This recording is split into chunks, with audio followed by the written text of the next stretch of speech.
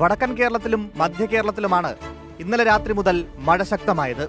കോഴിക്കോട് ജില്ലയിലെ പലയിടത്തും ഉച്ചവരെ ശക്തമായ മഴ പെയ്തു. മലപ്പുറം ജില്ലയിൽ ചിലയിടങ്ങളിൽ ശക്തമായ മഴ പെയ്തെങ്കിലും സ്ഥിതിഗതികൾ നിയന്ത്രണ വിധേയമാണ്. നീലഗിരിയിൽ മഴ തുടരുന്നതിനാൽ മലപ്പുറം വഴിക്കടവിൽ മലവെള്ളപ്പാച്ചിലുണ്ടായി. പുന്നപ്പുഴയിൽ ജലനിരപ്പ് ഉയർന്നതോടെ പുഞ്ചക്കൊല്ലി, അളയ്ക്കൽ ആദിവാസി നഗറുകൾ ഒറ്റപ്പെട്ടു.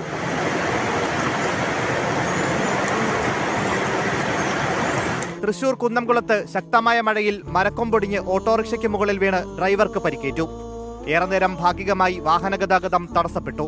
മാളയിൽ പുത്തൻചിറയിൽ ശക്തമായ മഴയിൽ വീടിന്റെ അടുക്കള വശത്തേക്ക് കരിങ്കൽ ഭിത്തി ഇടിഞ്ഞു വീണു.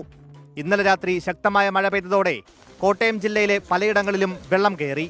പുതുപ്പള്ളി, കൈതപ്പാലം ഭാഗത്ത് നിരവധി കുടുംബങ്ങളെ ഒഴിപ്പിച്ചു. കോട്ടയം, ചങ്ങനാശ്ശേരി താലൂക്കുകളിലായി 2 ക്യാമ്പുകൾ തുറന്നു.